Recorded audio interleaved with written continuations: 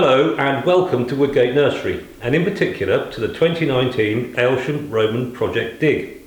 My name is Peter Purdy and I'm the owner of the nursery. This year will be the fourth in the project, and you may be wondering how it all started and how it got to this position. Well, we hope to answer those questions with this video.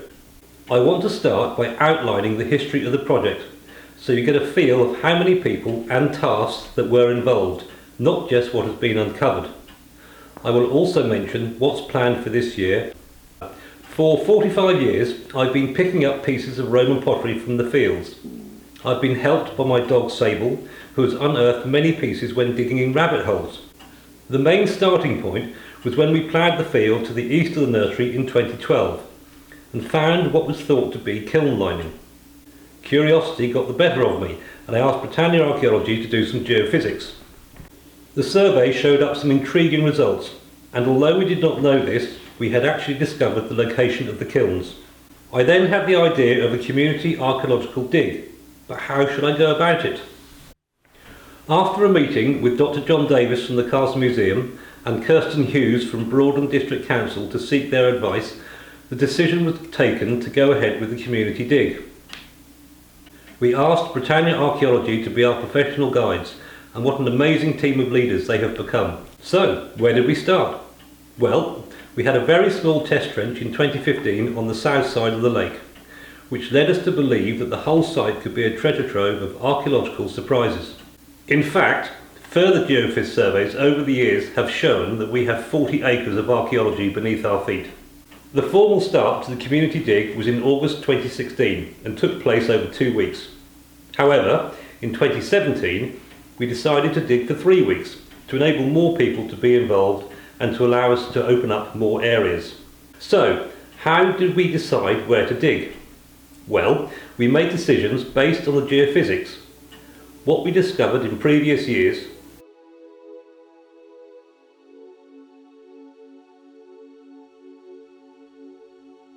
and my pleads to Britannia that I want to dig in a specific area.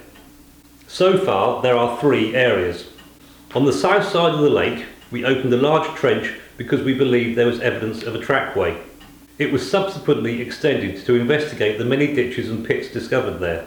On the north side, now referred to as the kiln field, we defined a trench to cover the anomalies from the 2012 geophys.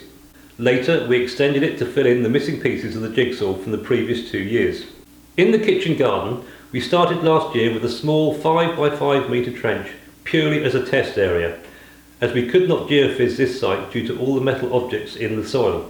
So what have we found so far? On the south side we discovered a ladder settlement, which is a number of enclosures alongside a trackway, Iron Age enclosures and a lot of medieval activity.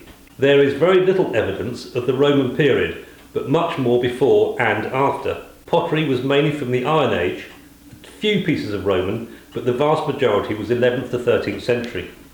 In the kiln field, we exposed 2 wonderfully well-preserved Roman pottery kilns.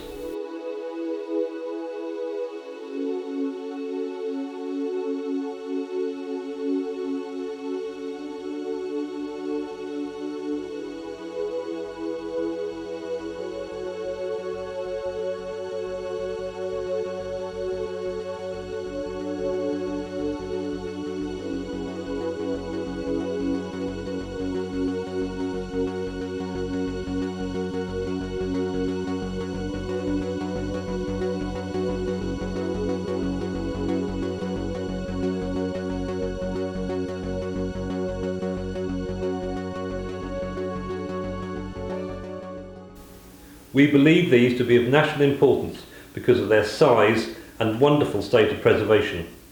It was a really exciting revelation.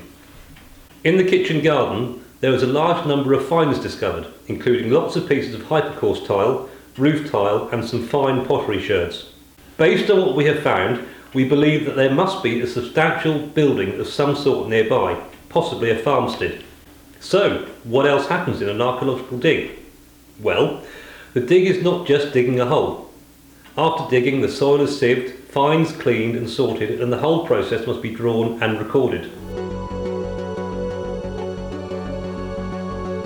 The volunteers continue the sorting and recording process long after the dig ends, in fact almost all the way through the rest of the year.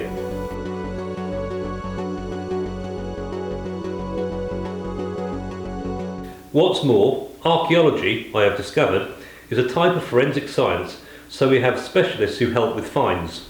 Julie Curl from Sylvanus has spent many hours giving her time freely to look at the bones we have discovered and make a list of the species that were wandering around over the last 3,000 years. She has found scores of different animal footprints on the Roman tiles, painting the picture of the wild and domestic animals that were roaming around in Roman times. This year we have opened a large trench in the kiln field to the east of the kilns. On the south side we have opened a trench to cross the trackway, which we know is there, and so hopefully get some dating evidence. In the kitchen garden we have opened a much larger trench than last year to see what exciting discoveries we can make. I hope we can continue to dig for many years to come. At the present rate of progress, this project will last another 50 years or more.